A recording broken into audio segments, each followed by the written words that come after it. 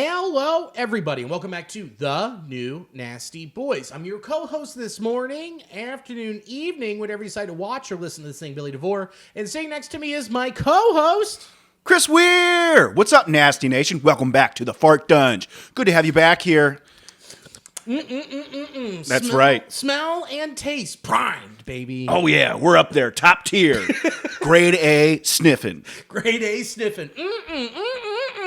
Homegrown. Yes, it is, man. Yeah. Always homegrown. Locally sourced. Locally sourced stank. Yeah, cage-free stank. Yeah, we let it roam around here. Yeah, we do. As always, the show is brought to you by Cincy Light. Cincy Light, the spirit of Cincinnati. Cincy Light is a lager brewed in partnership with Cincy Reigns, benefiting student athletes. This easy drinking classic is the perfect way to celebrate the Queen City. Raise a toast to triumph that the red and black shall reign. Cincy Light beer is available year-round. 12 packs, 24 packs on draft in the tall can for Cincinnati daddies. And our favorite of the summer, Cincy Light Lime. Join the lime suckers. Gotta get rid of that scurvy? Get Cincy Light Lime. Yeah, man. It's a great substitute for all your nectar needs. Yeah, we have a meeting with them on Wednesday, and they're going to be like, can you stop saying it cures scurvy? Why would you not want people to think that? It's the life of my citrus. Yeah, dude. It's a citrus lifestyle. That's how they got Malort through. It was able to be served during Prohibition, was they said it was like medicine.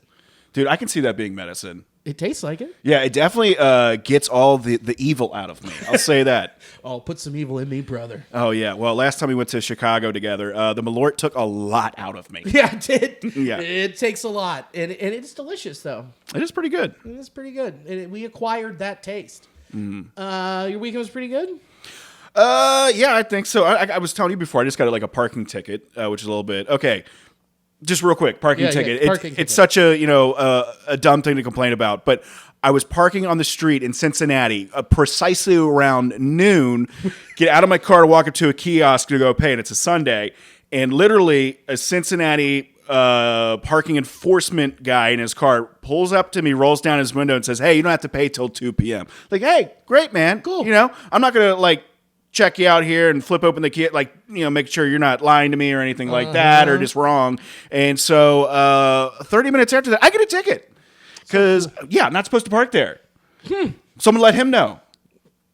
So, yeah, that's I'm fighting the law right now. I'm steamy. Yeah, fight the powers that be. You've earned that, dude. I fought the city and won. Good for you. So, yeah, I feel great about it. And I feel like I'm going to pass the mantle on to you. You can fight the powers that be. You'll win. Mine was a parking ticket. Yours is about eating churros with your shirt off in public. Now, I can do that legally. I just can't be near a school. Yeah, it has to be during a certain, a festival that's going on. It can't be a one-person parade. Exactly. And I got to just stop chucking the cinnamon up in the air, too. It looks pretty nice, like LeBron. It's a bunch of cinnamon going up in the air. Well, I fought the parking ticket because the kiosk was out of paper. And I tried to pay 3 different times, and then I go in to get my sandwich and churro from the butcher shop on Court, and I come back out, and the guy's like giving me a ticket. I was like, "Hey, the machine's out of paper," and he was like, "I don't care." I went, "Well, you fat fuck, you replace it, fix it. I paid." And he's like, "Well, you don't have to be mean." I was like, "You don't have to give me a ticket." He's like, "I do have to give you a ticket. I already wrote it." And I was like, "Cool. Well, you have a horrible rest of your day." Got his badge number, put it into the ticket thing, and I told him, this guy was so mean. I called him fat, but that's not true or whatever. I would never do that as a fat guy. I would never call another fat guy fat, but I did. And I got out of it. So I think you can get out of it. I think I do have a bit, because I feel like I was being very truthful with what I said, and honest to God, happened like that. Yeah. So if I can't trust the people who are then giving me the ticket for doing the thing that they told me not to do, I mean, it's a very funky system, is what I'm trying to tell you. Oh, really? In the United States, a funky system? Get out of town. No way. We had Frog Weekend in Ragersville, Ohio, in this big party house. It was so much fun with Alicia's college friends. We were so in the hills and the plains and hills of Ohio, like northeast, that on our way back today, we had to stop because the cows were moving from one field to another and crossing the street. Oh, man, that's great. That's like a legal situation. You got to let them graze, man. You got to let them graze. She's like, "I think I see a gap." And I was like, "Shoot the gap." Yeah, man, like a wedge blocker. And she shot the gap, and I was like, I wish you would have clipped one. Then we could just put it in the trunk and had a whole cow. Yeah, I mean, great, man. Just gets to take one of those little earrings off. It's like a little memento. Snap it. Well, and then I would just take it to like a butcher and be like, can you cut it up for me? Like, where'd you get this? I'm like, don't worry about it. I just need you to cut this up. I need this for winter. Yeah, exactly. Be quiet about it, and there's a flank steak in it for you. I'll give you a nice center cut. Woo. Yeah, buddy. So it was great. It was super fun, and watched the Reds all weekend and hung out with some friends and made burgers. Not from one of the cows that I wanted to hit by the house. So, well, Jake's not here. He had to go in, so it just didn't work out. Yeah, had to go in. He's donating his body to science right now. So they're doing like a lot of experiments. Requires him to go under and be sedated, so he can't technically supposed to be around any sort of like films or lights. Right. So he has to lay down, and he's like in a self-deprivation chamber. Yeah, and it's weird. I didn't know he could donate himself to science, and he said the science is called Blue Chew Research. Ah, yes. It's just going to drain him? Mm-hmm. I don't know. Jake, drain, Blue Chew. Got it. Yeah, Jake, he's done. He's done. He did it.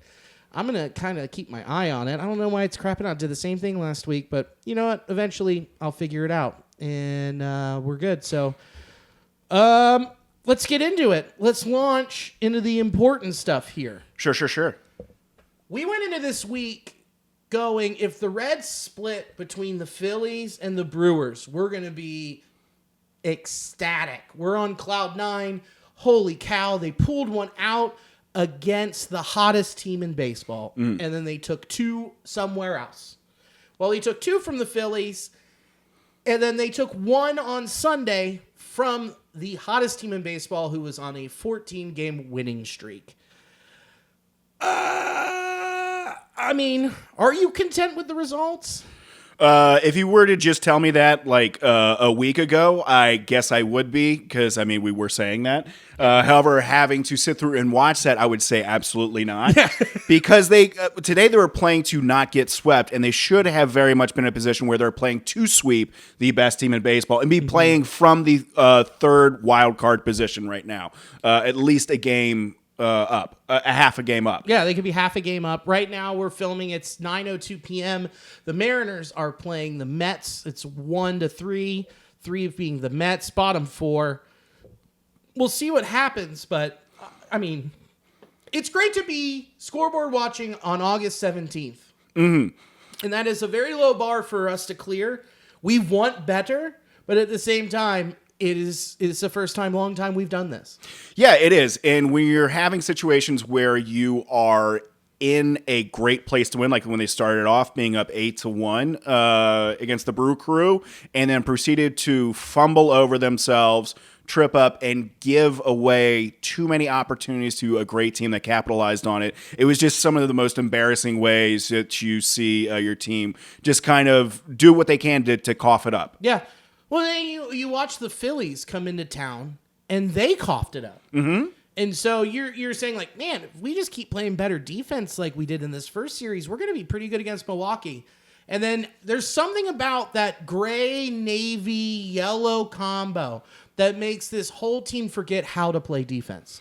Yeah, I would agree with that. It kind of reminds me of like early 2000s, even extending beyond that, where it seemed to be that way for the Cardinals. We had this like bit of like a big brother, little brother mentality, when it felt like no matter what, we already had the script written that Big Brother is going to win. And that seems to be, I can't not attribute some of that to how the Reds played this series. I agree. But here's the thing. I can't even say they're little brother, big brother. They aren't even in the same family. The Brewers have won 30 straight series now, setting a record that was from 1892 or some shit. It's crazy. It's sad, dude, and it sucks. Like, eventually you're going to beat these guys. You're going to win a series. But we're saying that since 2018, dude. Yeah, and when you had these games that seemingly were locked up, you felt like the Reds in that first game, you felt like, oh, we might even see a position player coming into pitch early just so they can preserve their bullpen. And then all of a sudden there was a couple key plays that happen where there's these critical either miscues or errors, like that one ball that dropped out in shallow left field. There was a bit of a miscommunication between Ke'Bryan Hayes and Ellie to where that dropped, and then eventually led to, I think, a 3-run homer at that point. And then there was a few other errors that it was a calamity on top of another calamity where we kept letting them back in. Yeah. And they didn't miss an opportunity. No, they didn't. And that's what makes this Brewers team so good. Like, watching them, I'm like, they just do everything right and wait for you to make a mistake. And when you do, they capitalize. It's like they say in professional baseball, the fundamentals have kind of gone out the window. And I can see where a lot of people are arguing with that, and I understand. But when you have a team like the Brewers and all they do is fundamentals and they have the best winning record in the sport, you're like, God damn it. Yeah, that's all it takes. Yeah, having guys that all play sound fundamental baseball and having guys 1 through 9 that can do damage. And they did play a really nice, smooth bit of defense at GABP this weekend.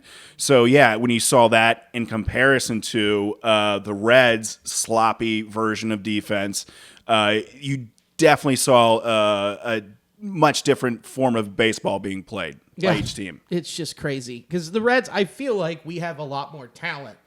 But you have Marte in right field where he's missing stuff go over his head. Or the ball sneaks behind him. Gavin Lux at second base where it's just a little sloppy. Mm-hmm. We'll get to more of that later. But like, that seems like that was the difference in this series. The starting pitching was there. The offense, they're not juggernauts. Mm-hmm. So they're not going to put a lot of crooked numbers on the board, even though Friday was complete chaos. That game was drunk and needed to go home. Yeah, and it was like a singles night out there. It was constantly slash after slash, dropping the ball, opposite field, which is a great formula for the Reds to win and be able to have better at-bats. But yeah, they were stringing together a ton of singles early on, and it just kind of stopped.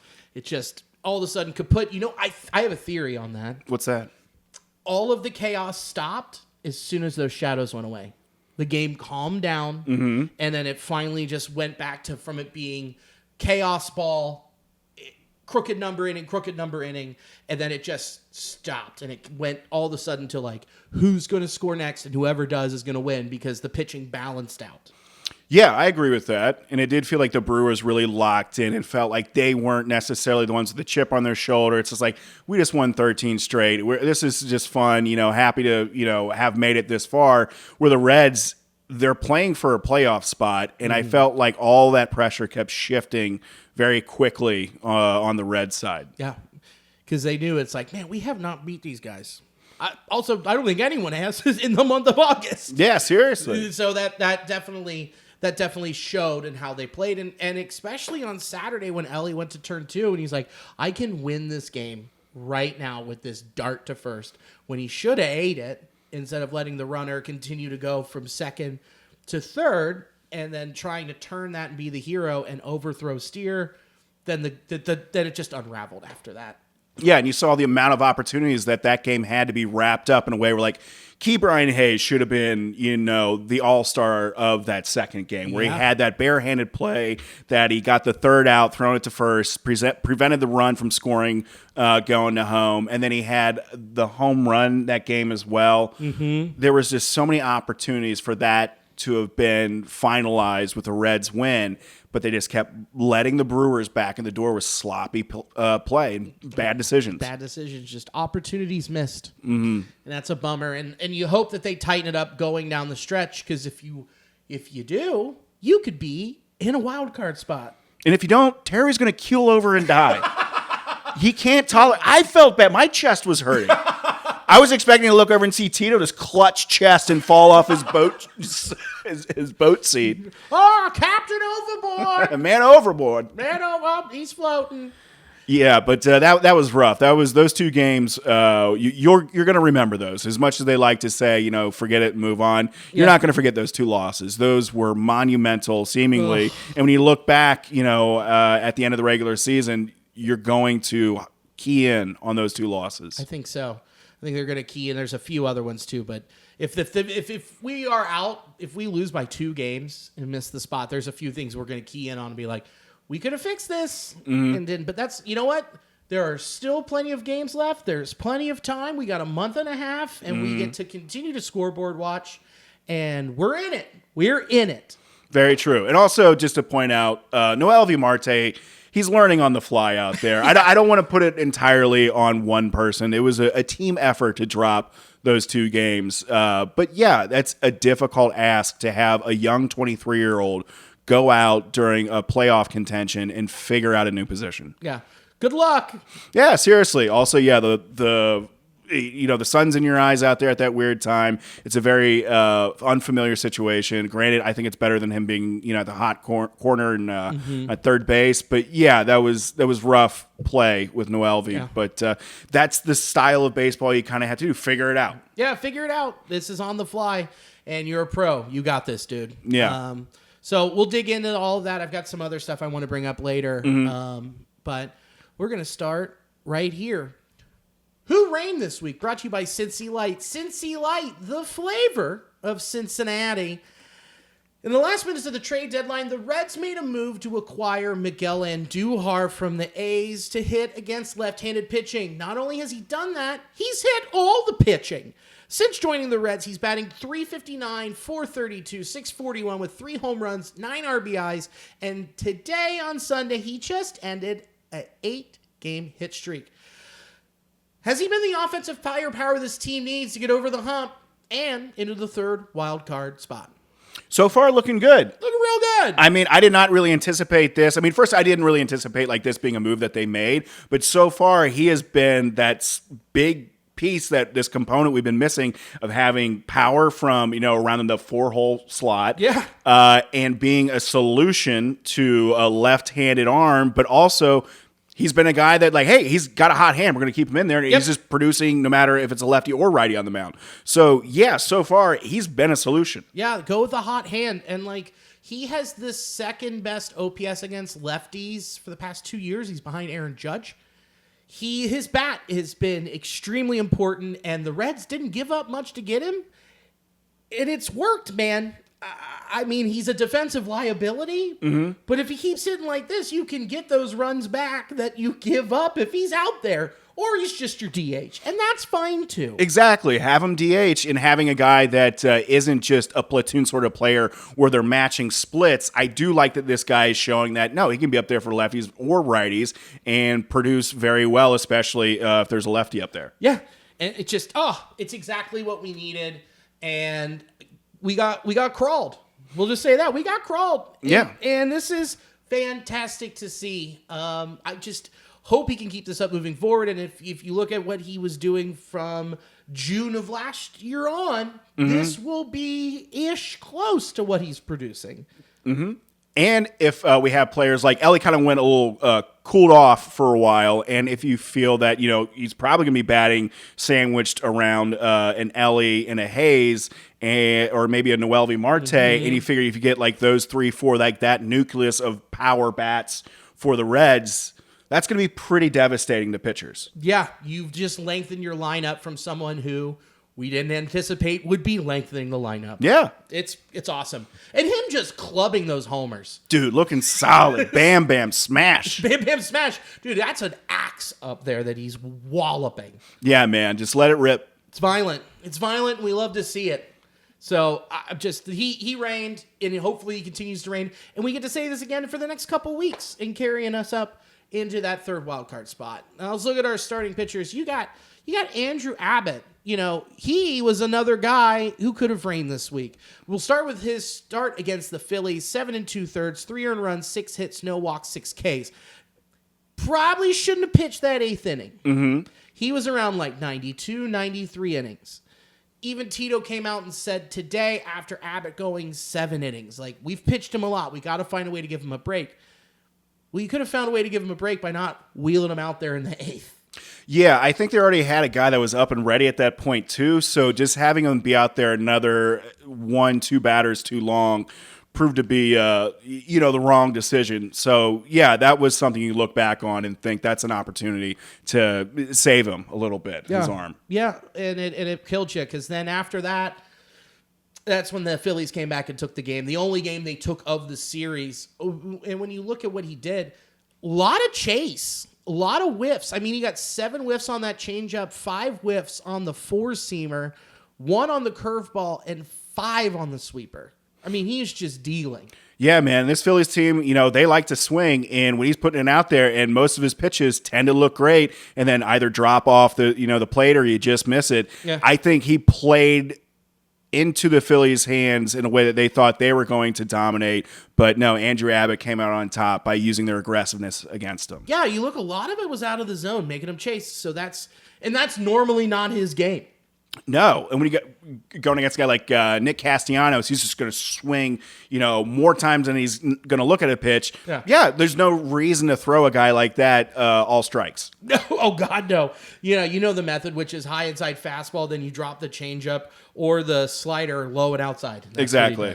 And it seems like you can do that with a lot of those Phillies lineup, and it worked out, man. I mean, then he goes out there again on Sunday. Today, 7 innings pitched, 4 hits, no walks, 7 Ks. Dude, just crushing. He's figuring out who he is as a pitcher, and this is really fun to watch. He got 13 hit outs. He gave up 4 hits, right? Well, he also had 12 swing and strikes, so 12 whiffs, and it was, 4 changeups, 1 curveball, 1 cutter, 2 fastballs, and 4 sweepers. So which means they were swinging at everything. He was just so locked in. Yeah, and being able to have the courage to throw a fastball at 94 up in the zone and still be able to get the results that he is. Yeah. And make no mistake, he is one of the top pitchers in baseball. He has a better ERA than Screwball right now. Screwball? Sorry, that was Scruples. I got to pay you with my scruples. There was some bunt cake getting out of me right there. But yeah, dude, he's one of the top pitchers in the game right now, and I think after this year, I think you're going to put a little bit more respect on that name. You are, and he's a guy I would like to see them also extend at the end of the season. Which that's something we talk about at the end of the year when we get to our favorite time of the year, speculation. It's so fun. But dude, I mean, Andrew Abbott, what a week for the dude, and he's showing he is top shelf starting pitching, and then you combine that with a couple of the other performances this week, and you're looking like this is gnarly. Yeah, man, living high in the hog right now, pitching wise. Brother, Brady Singer, we wrote him off for dead. Yeah. We were like, Brady, he's fully lost it. Is he ever coming back? Does he have a swing and miss problem? Does he get a lot of just bad dude? This is peak Brady Singer against the Phillies. 6 innings pitched, no earned runs, 3 hits, no walks, 6 Ks, 9 whiffs, and 7 of them came on his slider. Digging that, man. Dude, I was in the Diamond Club. I was nice and close, and he was tunneling and snapping, dude. Good job, dude, because he was just coming off of a real bad start, I believe the last time we were speaking about him. Yeah. And so you're just like, this is just great. It'll bring you up, bring you down, and that whole thing. But then he showed you just like, no, I think it's going to be more of the latter of me actually elevating my pitching game here. And the fact that he's able to get more swings and misses off his slider now when that was seeming to be a problem where he didn't really necessarily have that out pitch. Yeah. This is great. And like you said, tunneling off that fastball and just be able to get those outs, that's great. Literally everything was chase or it was fouled off. And when you take a look at it, I'll put it right here. Here we go. More fucking editing. When you put it in and you take a look, man, everything was either low or away or low and inside with the slider, sweeper, sinker combo, which that's awesome. He filled up the zone when he needed to, but he also knew these guys are aggressive. They're going to chase everything. And that's what they did. They went in with an awesome game plan against the Phillies. Yeah, I would agree, man. This is great grouping right here, keeping those sliders just at the very bottom of the zone and off of it. That's where you want to live with that pitch. Yeah. Well, they went in and all of every start, it was let them beat themselves and let them be aggressive at the dish. Let them over pursue, and it worked. It especially worked with Hunter Greene start too. But if Brady can keep this up and they keep game planning where it's I know we have an aggressive lineup. You don't have to fill up the zone. You don't have to be overly competitive. Then he can continue to do this. Yeah, I think us adjusting to the team as opposed to us being the guys having to adjust to their game plan, I think we should be the ones being more of the aggressors in this type of way to approach these games. Yeah, it's the confidence. And it's the confidence in the stuff that you have. And Brady was confident that day, and he went out with that game plan executed. Mm-hmm. And then you Hunter Greene off the injured list. Yeah, who's this guy, huh? Whoa, where's he been? Oh, yeah, he's been, doing some things. He's doing some stuff. Did he cost me a fantasy baseball championship while he was hanging out on the IL? Really left me high and dry? Mm-hmm. Maybe. Could have cost me a futures bet. Oh, yeah? Yeah, I had him for Cy Young. Yeah, that's not happening. No, it's not happening. That sucks, buddy. Yeah, but, what are you going to do? What are you gonna? I don't know. Let's go get FanDuel. We'll get him. Come on. Look at him. I need my $3 back. It was $5. I need it. I gotta have it. But Hunter Greene, dude, 6 innings pitched, no earned runs, 3 hits, no walks, 6 Ks, 16 whiffs on 85 pitches. He wasn't even working that hard. No, that was one of the things, too. Watching him, I was trying to see, is there any sort of difference in his, delivery? Does he look overly stressed? No, just cool as a cucumber up there, man. Just wheeling and dealing. 100 ain't no thing. No thing, dude. Just got it right in there. And a lot of it, dude, he's peppering the top of the zone. He's living low and setting up the slider. What was also nice to see, 10 splitters. Mm-hmm. So he's coming back. He's like, I have to have the third pitch. Let's see if I have some type of feel for it. A little bit of a feel for it. But he was getting them just sweeping either in on you with lefties or away from you as a righty and just getting that just over the ball and night. Yeah, man, he had a great feel, and it was awesome getting to watch him seemingly like he's just always been at the top of his game so far this season. So it felt like he didn't miss a step, and now he's just back in the rotation. Bro, effortless. And keep the quads loose, keep the hammies loose, keep everything loose for the rest of this run, because this is the key. Yeah, those hammies, man. Hams and gammies. And if you need me to come over with some coconut oil, I'll be there, dude. We can do it. Rub them down. Yeah, last time we helped a really famous Ohio athlete who needed a rub down. Remember Deshaun Watson? Yeah. We really helped him out. Yeah, he dug it, man. 4 stars. 4 stars. Yeah, he wasn't too aggressive. He was just like, I guess you guys come in. So, yeah, it was fine. I mean, my hands are a little sore, but it was worth it. Yeah, got the tiny skimpy robes. That's why we do it, for the merch. We do it for the merch. That's right. And to smooth out our hands. Yeah. Gentle. Then you got the Brewers that came into town, and Friday, oh boy, Nick Martinez against those cheese cucks, dude. Didn't have it. 2 2/3, 5 earned runs, 9 hits, no walks. Hey, got a K. 2 whiffs. Woof. 2 whole whiffs on the cutter. That was awful. Yeah, it was not looking good, and it was a night when balls were flying. So when he was just throwing little cheese puffs up there, the Brew Crew did not miss. So quite a bummer, especially too when this was the game when they went up early, and just Nick Martinez couldn't even have a decent to moderate sort of start. No, it just rough. And then the bullpen went in and cleaned up and did its job. Brent Suter did a good job. He gave up a couple runs, but after the sun went down, everything calmed down. The game stopped being hammered. They started drinking water. They ordered pizza. Yeah. They really settled in. Yeah, they weren't drinking Celsius waters. They were taking it easy. They were taking off their visor goggles and really trying to focus. Yeah, dude. The liquid IV was flowing. 100%. Then you got Zach Lytella went in there the next day on Saturday. 6 innings pitched, 1 earned run, 4 hits, 1 walk, 3 Ks. I mean, the strikeout numbers weren't there like he did against the Cubs, but he also went 6 innings. Gave you a quality start. Only 1 run. Yeah, man, that's what you really need, especially right now with the bullpen, with the amount of innings that they're being asked to pick up. And I think Lytell is really good at being a veteran pitcher that knows when, to go after the strikeout, when to chase that versus when to chase the early out. And so I think he's good at adjusting, being proactive instead of reactive to players. And so, yeah, this is a great start. Unfortunately, it was wasted. However, a terrific start that he had, and hopefully we're going to see a lot more of the same. I also don't think he had it that day. He went in there and he's like, man, my slider isn't there. My splitter really isn't there. And if I can't get those two moving left and right, when they come out of my hand, I'm not having a great day. So if he's pitching a weak contact after watching him, and that was his game plan, and it worked for him and it worked for this team up until that point. Mm-hmm. So, again, no walk, like one walk. Yeah, that's real big. Yeah, he just knew, man. And sometimes you game plan for it, and you just go, hey, probably go up to DJ and just be like, hey, man, yeah, dude, I don't fully have it, so this is what I probably need to attack. This is what I need to do. And they go get it. And quality start. And that's what you brought him in here for. You didn't need him to be what Hunter Greene and Andrew Abbott have been doing.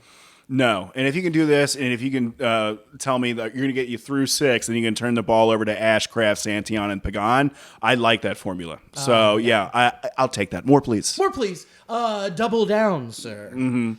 The bullpen to this... Okay. The amount that Santillan and the amount that Scott Barlow and Graham Ashcraft have pitched this week...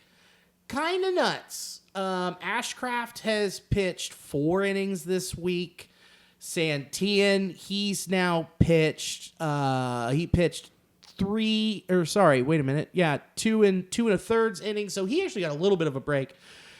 But Barlow, dude, he didn't have to pitch today on Sunday, but he still has pitched 4 innings this week.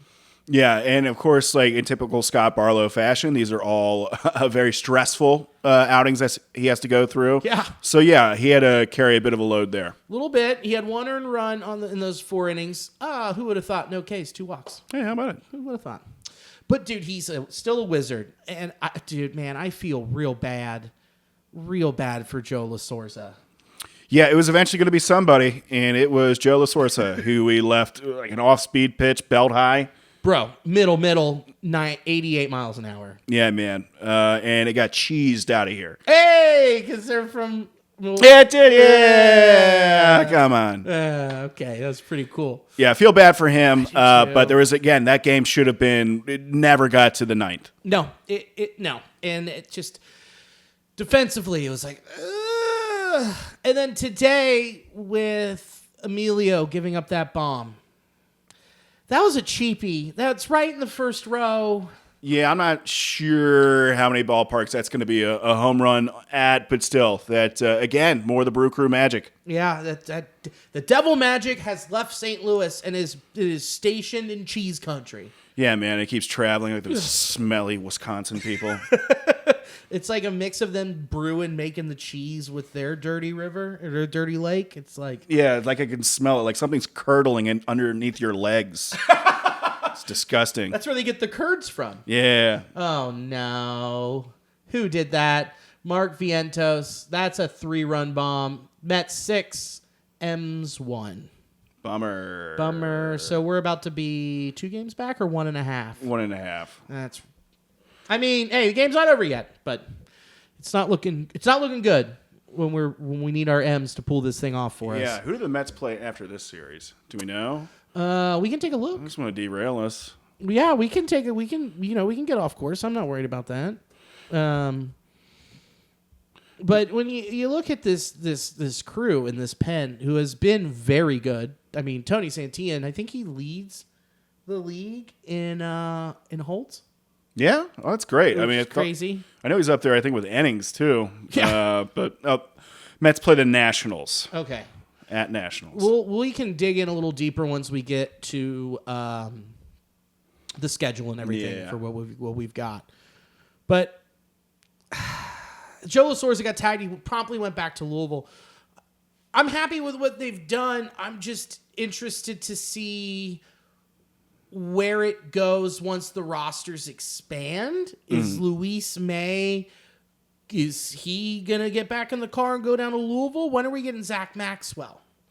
I don't really know. I don't know either. I'm not displeased with what this pen has done. Like, again, 2 very good ball clubs who are making the playoffs, winning their divisions, and you've only given up 1, 2, 3, 5, 6... the Pagan one. 8 runs over the week. Mm-hmm. I'm not mad about it. No, it's definitely not terrible. And you think about how those games got extended. I mean, how many extra outs were given that then had to be eaten by either the bullpen or starting pitching. Yeah. So, yeah, it wasn't if there was any lowlights, there's a few we can pluck out, from pitching. But the majority of it goes on the defensive miscues. Yeah. The low light is Pagan giving up that middle slider. Yeah. I'm not worried about him moving forward. Are you? No. I'm not worried. I mean, to be totally honest, I've been more than pleasantly surprised by Pagan this entire season. So the fact that he wasn't like a prototypical closer to begin with, but he's been thriving in this role. Yeah. So I think he's been outperforming everyone's expectations. So I'm not necessarily, it feels like, I don't want to say borrowed time, but it does feel like house money we're kind of playing on with his success so far. Mm-hmm. So maybe it's something we figure out next season and kind of recalibrate if this is kind of what we want moving forward. It's the last year of his deal. I don't see the Reds tendering him an offer to come back. I think that there are a lot of young guns down that are coming, combined with what you already have and whatever magic that they have created on finding and piecing together this bullpen. Mm. So I'm not worried, but it also, he has a home run problem, and it's shown a couple times. You kind of wish you give him a little bit more cushion instead of just one run. Yeah, you really wish that. But, you didn't want to see that happen, especially at the expense of what was going on with the 2 games previous, where he gave up the 2-run bomb in the ninth to extend it again to extras. Mm-hmm. Stuff is going to happen, but there are certain times when it just cannot happen, and that was a situation today. That was it. But luckily they rebounded and wow, what a way to come back. What a way to come back and lift your boy up. Be like, hey, you've been really good so far this year. We're not going to let you wear this one. Okay. And that's exactly what they did.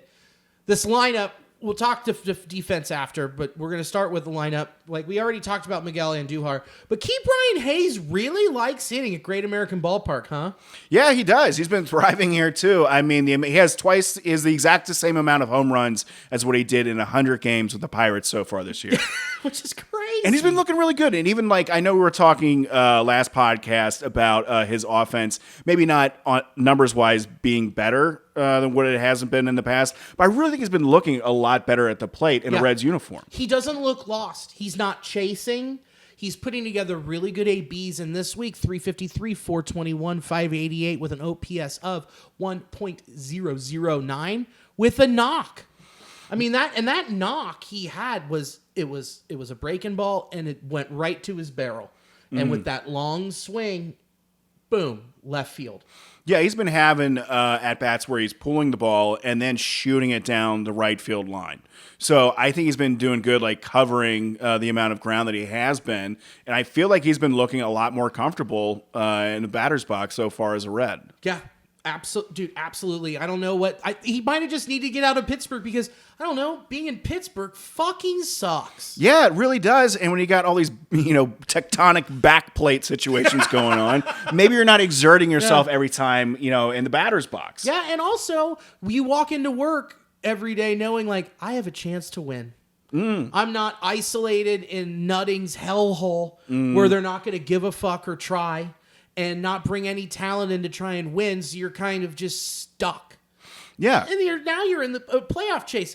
This hasn't happened in his time in the majors at all. Yeah, a team went out and said, hey, we're in a playoff hunt, and we need you to make us better. We need you to help us get us there. So I think he took some ownership on that. I mean, my goodness, again, going back to the second game that they played against the Brewers, that should have been a Brian Hayes game where he had a game-winning home run, should have been, and had a game-saving defensive play that was phenomenal. Dude, him at the hot corner is absurd. Yeah, that's the at least second barehanded play that he makes that I just didn't even think was going to be. I mean, everyone else is just going to put that in the back pocket. Yeah, and he's like, nah, I got this. He just looks so calm out there. Man, he's cool. He's awesome.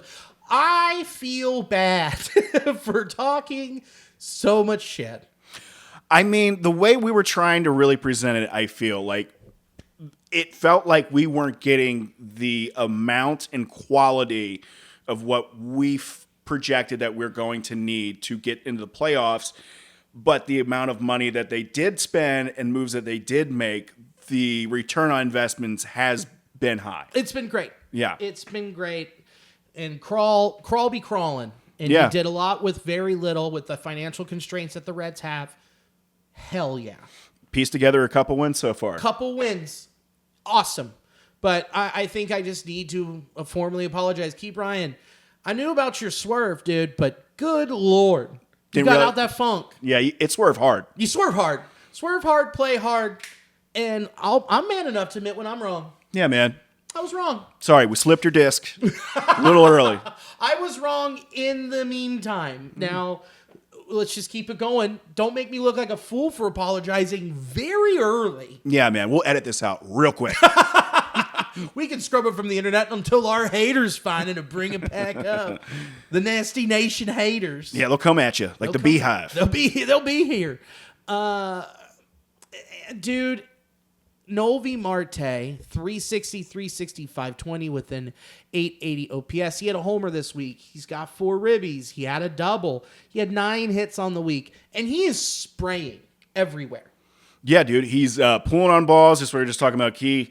But he's also able to. He's kind of like that longer swing, stays in like the hit zone a bit longer. Yep. So he's able to take those balls and kind of like inside out it, hit it to right field, and he's got power, dude. So those balls can travel, and if he just stays back and is just able to hit the ball just up the middle of the field, he's just been looking so good and effortless. And also, I do feel like moving him to right where he has less to think about is definitely helping. Sure. And I think he's going to get better and better the less, because I'm not saying he for sure carries his offense out to defense and vice versa, but some of those plays, it's hard to come up to the batter's box realizing I was just the GOAT, the last half inning, and now I got to do something about it. Yeah. I have to atone for my sins. Yeah, so he's had a handful of those at bats so far, just the past couple series, and he's delivered a lot. He has.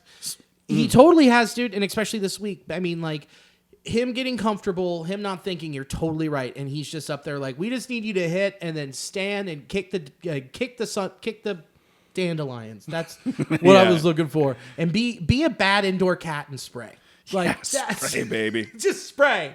And that is exactly what he's done. It's just you got to keep his bat in there. And you got to keep Key Bryant at third, and you can rotate in Espinal when there's a lefty. That's a fun platoon for right now. Mm-hmm. And I'm fine with that. It just has to get better quicker. And I think it will. It's just him out there has already cost us runs to win games. Mm-hmm. But he's produced at the dish. So there's that.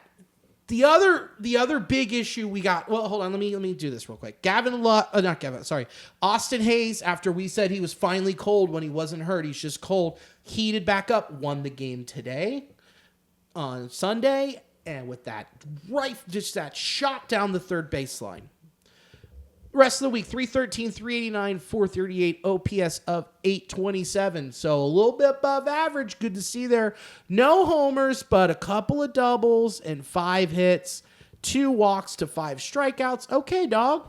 Mm-hmm. You're getting back there. You're heating back up. Cool.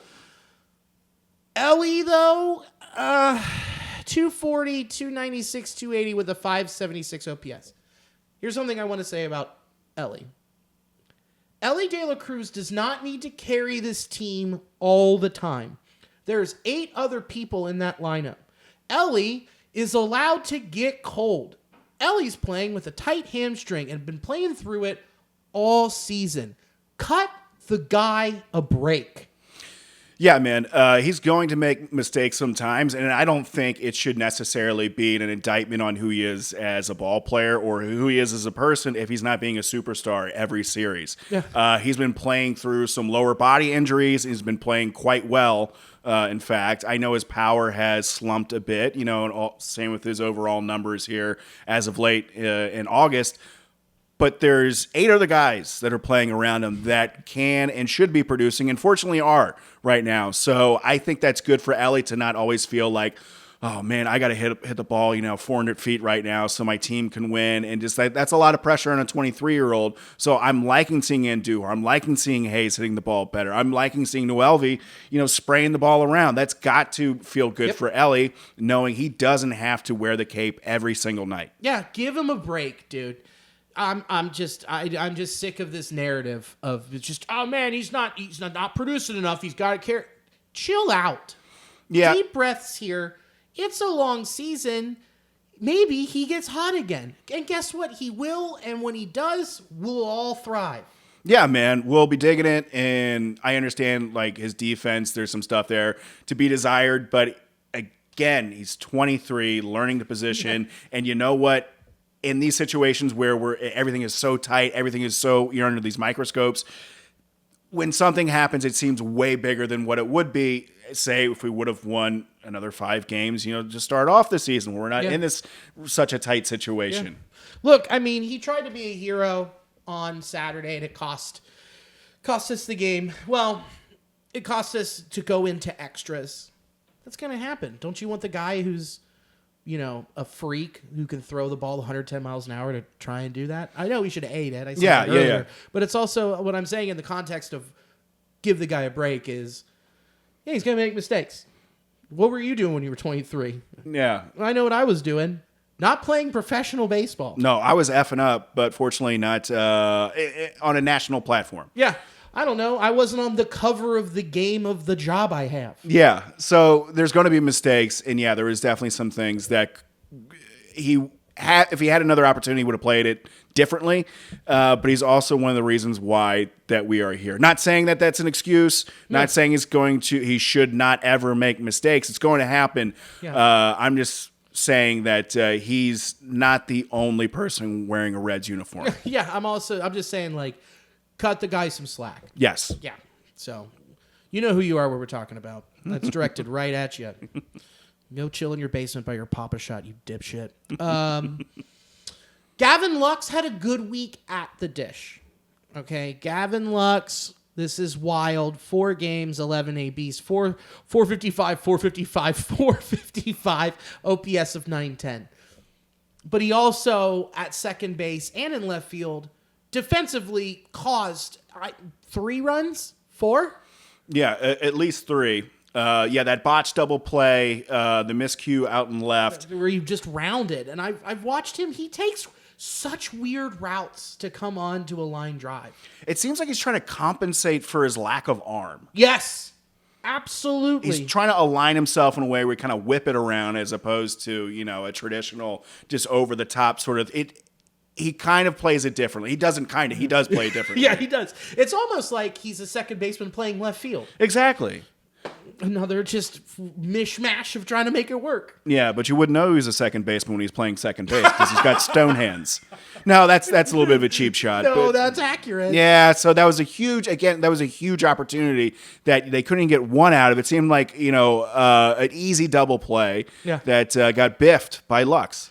But then you look at the other side of the coin here, and you look at what Matt McLain's doing, dude. This week, 077, 143, 154 with an OPS of 297. Matt this week is 1 walk to 7 Ks, 1 hit, and 13 ABs. But his defense is awesome. Mm-hmm.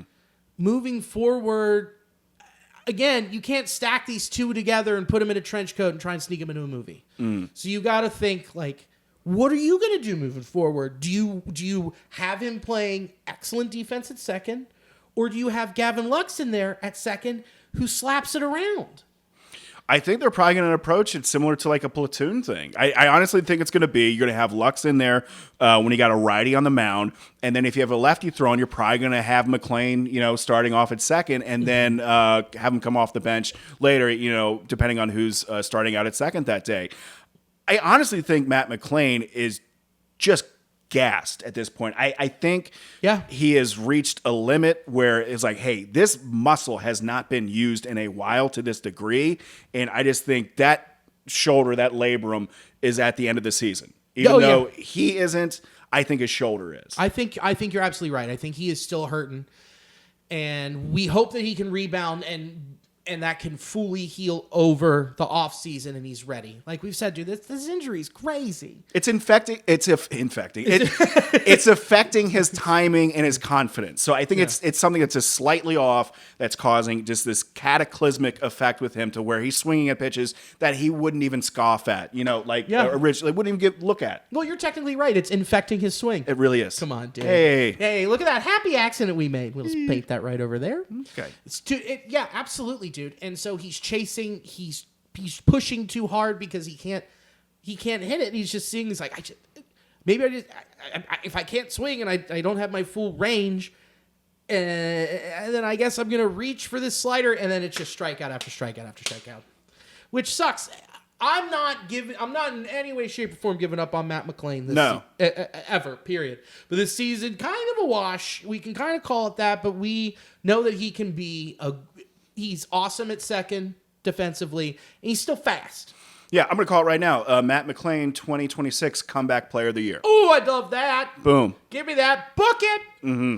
Book it right now. I'm a huge fan of that call. Yeah, it's just... it takes more than just a season to come back from this injury, and I feel like the amount of wear and tear he's put on that throughout the course of this season, he is drained, and it's causing him to have a different batting approach, and there's just been, one affects the other thing. Yep. So, yeah, I think they're going to, from now on, trying to figure out what's the best pitching matchup. Offensively... Yeah. What is going to help us win? And I think it's going to be Lux more times than McLain moving forward. Mm-hmm. However, I think, when you have like a night game followed by a day game, one's going to start over the other. Yeah. You could also see like who's on the bump today. Oh, so it's Martinez. We'll see a lot more weak fly balls. Yeah. Hey, we got Abbott. A lot of ground balls. All right, we got to put Matty at second. Mm-hmm. It's also going to be matchup dependent. So it just sucks, man, because we love Matt McLain. It's always been a pro Matt McLain podcast. You know that. We all know that. It's just he'll get there and figure it out. It's weird. Other people aren't putting any of the type of pressure that they're putting on him after having such a great 2023 like they are on Ellie. It's just fucking wild. I wonder if it's related to anything. I wonder how that works out. So, okay, let's go. Let's look at our injuries and our transactions here. The first one. Jake Fraley was in left on Saturday, and he slipped and missed the ball fully. Just whole yard sale, and then hyperextended his knee, and then that was his last moment as a Cincinnati Red. Yeah, man, that looked like a Ben Stiller movie happening out there, just tumbling over his own self. Got his wiener stuck in his fly. It was embarrassing. Oh, man. Oh, he's got some hard, sticky stuff under that hat. Yeah, hey, anyone see my baseball? Hey, there's something about this left field. Yeah. So, yeah, that was an awful look, obviously, and it came at a time where it really shouldn't happen, and it cost us a run, potentially the game. But a lot of things pretty much cost us that game. Yeah, a lot of things, but that's just icing on the cake. And this pod, one thing has not been pro Jake Fraley. I wouldn't say so. Nothing against the man as an individual. It's just he's playing in a position that needs to be a power position. He's not a power bat, and also isn't the swiftest out there in the field. Although comparatively, he's a better fielder than some of the guys at some times, but right now he was not. And he's playing with a torn labrum, so he doesn't have that power. The only thing he can do is spray it in the gaps on occasion, and he is a noodle for an arm. Yes. He's the second worst right fielder in all of baseball, according to throwing metrics, and having bases taken on him. So it was just from the rip, like we were just like, yeah, God, man. I'm just shocked it took this long for them to DFA him. It seemed weird. It seemed like, is Jake Fraley this guy that's like such a good clubhouse dude that we don't know, and that's why they're sticking around with him? But this seemed inevitable that it was going to happen, and I felt like it should have happened much earlier on. But I was a little shocked to see it, just because it did feel like a guy like, I don't know, maybe they just like having Jake Fraley around. Maybe, and so Tito said after the game, they were like, yeah, we DFA'd him. He wanted more playing time. He wasn't happy with it, so we let him walk. Okay, good. He'll go play in Sacramento. He'll go play in Colorado. He'll go play in Pittsburgh.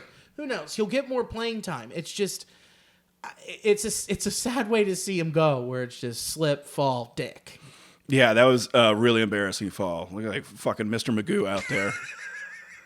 rough. Just tripping over his man bun. Yeah, and they brought back up Will Benson, and Will Benson's a clubhouse dude. They bring him up, and guess what happens? The Reds beat the Brewers. Yeah, right away, man. Right away. And also, it was because of what he did. I mean, he had the single. Oh, sorry, error. He put the ball in play. Put the ball in play, and he got on, and he scored the run to tie this sucker up on Sunday. So already Will Benson making an impact. Exactly. Do you have anything parting to say about Jake Fraley? Man, sayonara. It was good to have you on the Reds. I wish you the best, honestly. It's a bummer that was your last play, but it seems also very fitting. So now you take a look at this trade from 2022. The Reds traded Eugenio Suarez and Jesse Winker. And boy, howdy, the Reds got Justin Dunn, Brandon Williamson, Connor Phillips, and Jake Fraley. Connor Phillips has been floating between AAA, but he was also a younger prospect when we got him. Yep. Justin Dunn they needed to get him out of the rotation, another part of the salary dump. Brandon Williamson was the prospect that we wanted, basically 1-for-1 for Winker. Yeah. And he's been out. I'm not giving up on Brandon Williamson, period. He's coming back from TJ. He'll be back next year competing for a spot in the rotation or being a swing guy. Yeah, he'll be another surprising piece that we haven't really thought of hardly at all. Right. So, yeah, and he was great when he was throwing for the Reds. Yeah. And then you've got Jake Fraley, which saying and coming into it, like, we were like, yeah, he's just going to take up space and kind of fill a role. And he has. So, I don't know. There's been some posts out there saying, like, this trade is a failure because of, especially with Jake Fraley being DFA'd. I don't think so. Do you? I think it'll be something where we'll figure out a bit more when these prospects kind of have an opportunity, pitching prospects, when Brandon Williamson comes back next year. Yep. If he has a good season and the Reds surrounding him also have a good season, that could be the right formula to let it percolate into a very prosperous trade for the Reds. Agreed.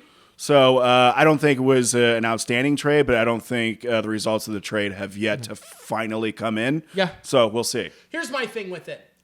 It's because of that. We don't know with Brandon Williamson. But it also started the conversation to where we moved Luis Castillo. That brought in Noelvi Marte and Arroyo. So I'm not chalking it up to anything that is saying it was a lost situation. I feel for sure it's not definitive one way or the other. No, we still won't know. Right. So I think this is still premature. Oh, yeah. So in either way, it's still got the conversation started where we have Noelvi Marte. So, and now you look, Tyler Stephenson's got left thumb soreness. I don't think he played again. He played on Friday, but he aggravated it. He can catch an emergency, but overall, he's really sore. Yeah, and I'm just fortunate that our backup catcher is phenomenal right now. Yeah, he's so good. Yeah. Trevino's day to day. Lodolo is back. He'll be pitching on Thursday in Arizona. Yeah, man. Looking forward to that. Hopefully he's got that blister under control. Yeah. So I'm glad they caught it when they did, man. Love it. Yeah, and then he was just so smart. Just like, I'm done. Whatever. Wade Miley, friend of the pod, friend of the pod, God damn. You'll get it. Will I? I don't know. Let me take a deep breath. Okay. Friend of the pod, Pat Brennan. I did it. Tweeted, the Reds returned Wade Miley from rehab assignment with his left flexor strain, retroactive to the 16th. He reported soreness after starting for AA Chattanooga on Friday. He said he was, quote, sore as hell. I love it, man. This is great. I'm so stoked because I honestly thought that once this injury happened for Wade Miley, I thought it was probably going to be the end of his baseball career. Yeah, so did he. Yeah, and apparently he got some good news and some bit of good fortune for him medically. Yep. I can see him throwing again this season, for the Reds on a big league. This is what I'm thinking. I think, hear me out. I'm hearing you, buddy. Maybe we see Wade Miley as an opener, bookended by a Chase Burns. Ooh. And then we throw it to the bullpen after a certain amount of pitches. I don't hate that. I think it could be good. This is a hot take that I can get behind, buddy. Yeah, who knows? Maybe if the Reds make the playoffs, you could see those guys in the bullpen. Clip it. Nailed it. Yeah, I can see that for sure. We'll get to Chase Burns in 1 second because I think that there's some interesting stuff going on. Okay. Because this is also very important to that. Rhett Lauder, okay? Rhett Lauder, he's throwing. He's scheduled to throw a pen today. I haven't heard if it went well or anything. I've heard nothing. I looked again on the internet. No one's told me anything. I've checked with our sources. They're keeping this one very close to the vest. Okay. Is that good or bad? I don't know. I don't know, but he's cleared. Okay. What are you doing with him? I don't think, unless you're in a very desperate situation or you think we have such a great opportunity right now that we have to put him in the bullpen. Yeah.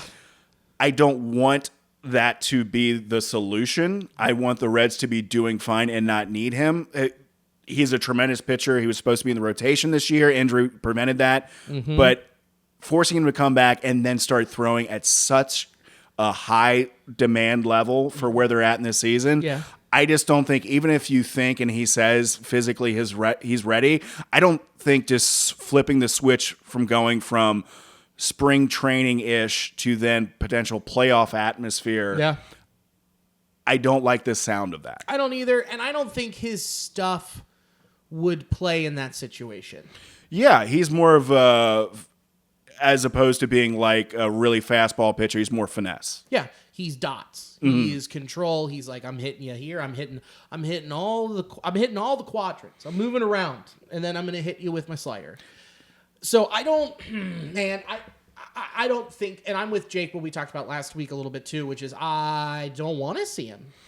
Yeah. Just get him ramped up enough.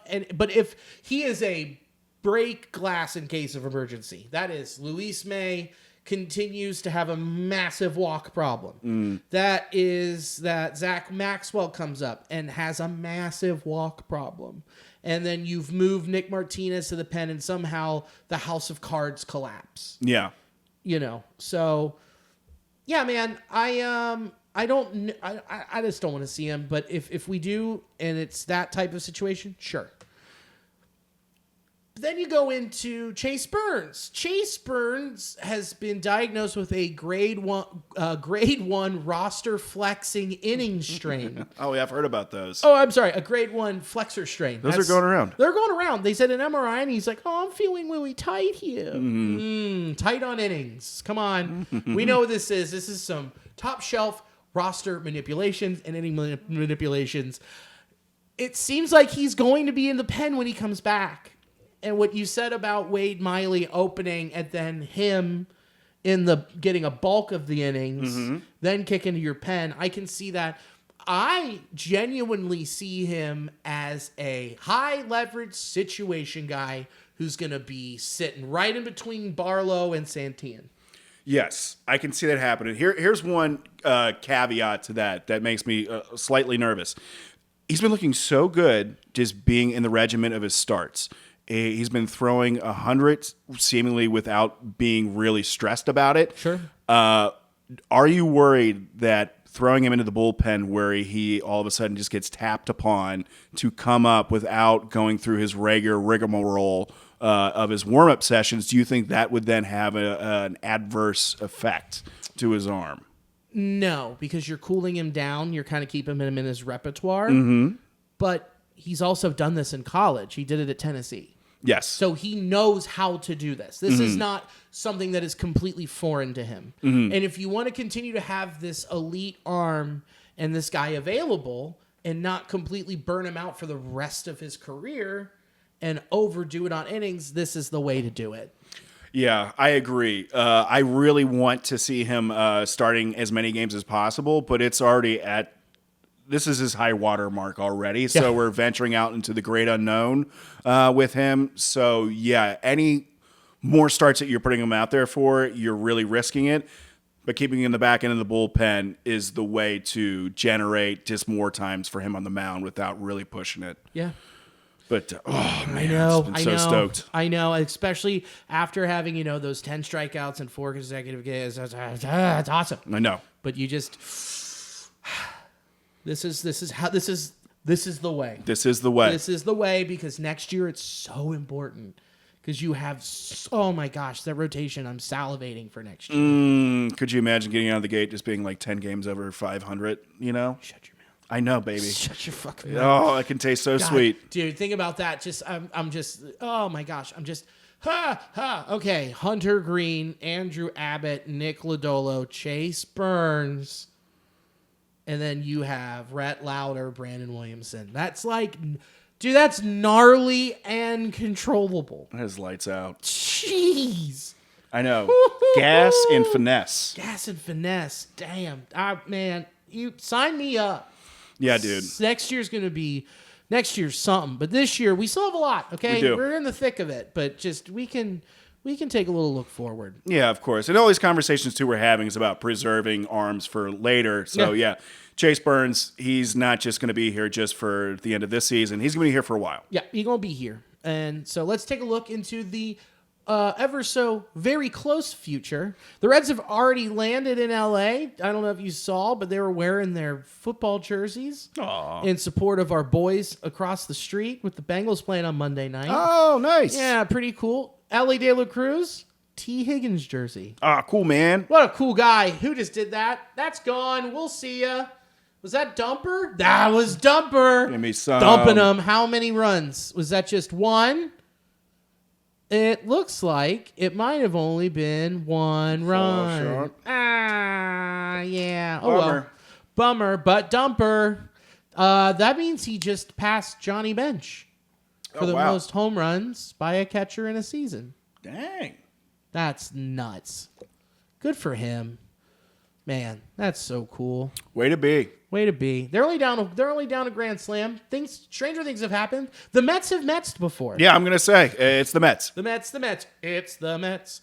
The Mets know how to beat the Mets. So okay, here's what they have coming up. This is the fucking that West Coast road trip. That is scary, wary. You got the Angels for 3, and then you've got the off day at Arizona, and then at the Dodgers again. Whew. Angels, I didn't look today to see if they won.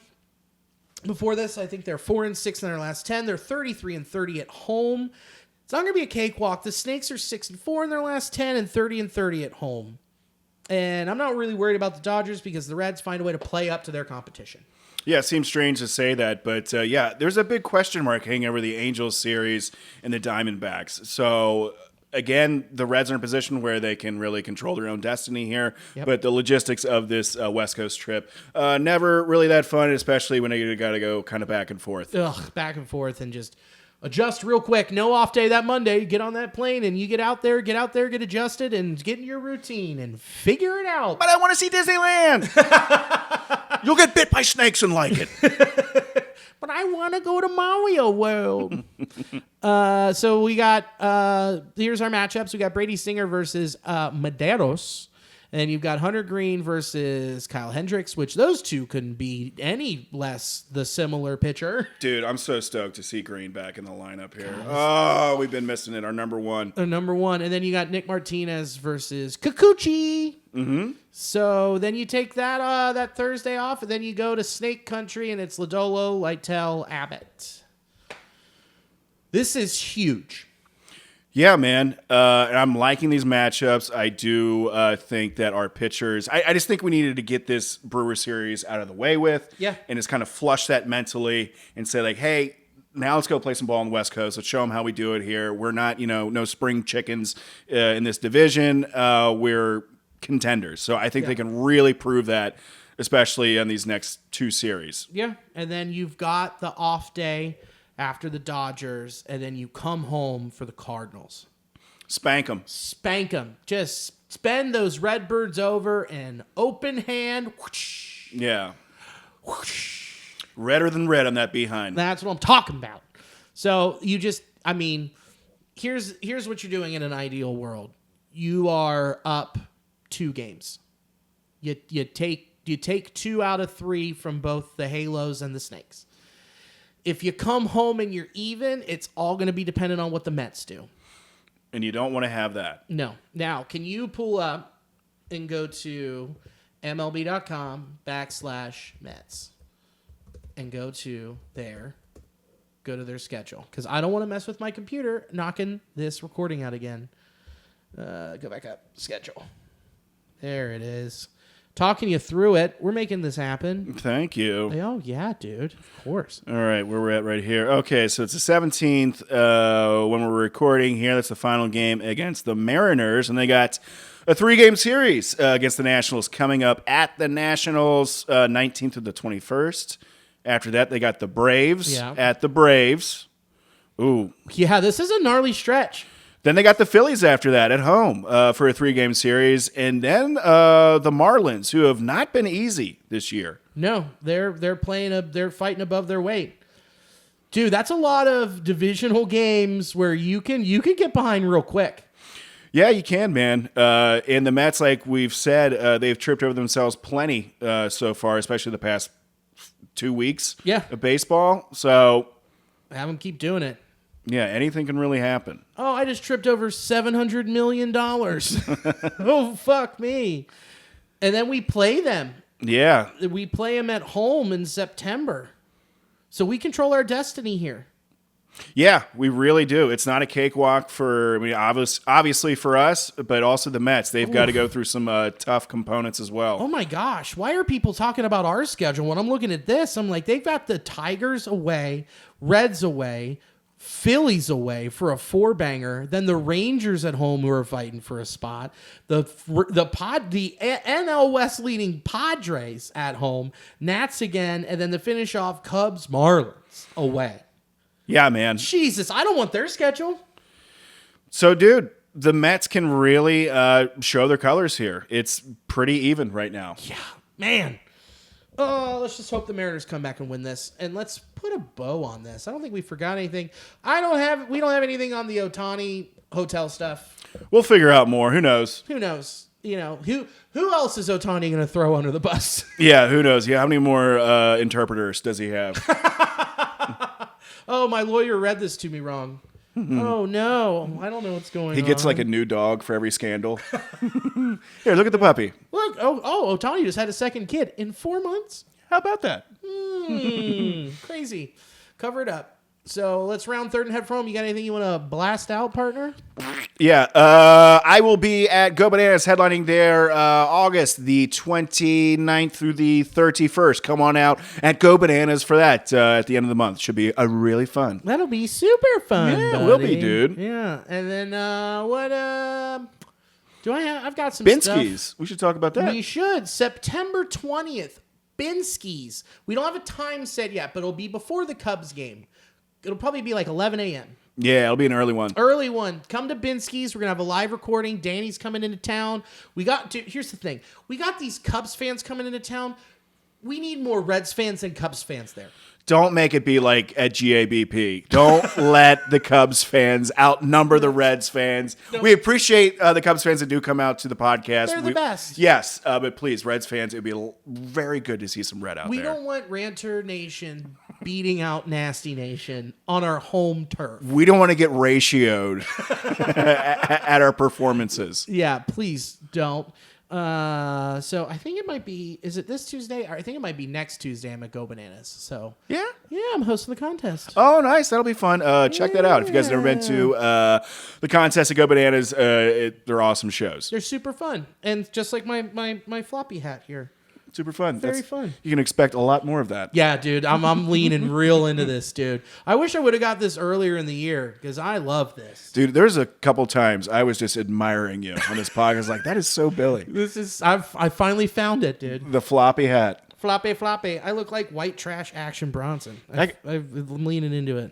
You look like you always float in a creek. No, dude. I'm telling you right now, I sink. You do? I got a lead butt. Yeah, it's not great. So thank you to Sports Drink for hosting the audio of this. Appreciate you. Shout out to intheclutch.com. Promo code NASTYBOYS. Get yourself some cool stuff. Get this 20% off. Huh? Oh, dang. 10% off. 10% off. Nasty Boys. All caps. See how I'm moving? It's going to That'll help. A cool audio illusion. And then thanks to Cincy Light for sponsoring the pod. Their stuff's delicious. It's the flavor of Cincinnati. I took a case of it up with me to Frog Weekend. They loved it. They're like, this is delicious. Where can I get it? I said, not in Cleveland. Cincy only. Back your paws off. You kicked them in the face. I just right in the throat when they had the beer in their mouth. Yeah, squirt some lime juice in their eyes. Yeah, I just had a handful of cumin. It's just like cooking dust. And it disappeared.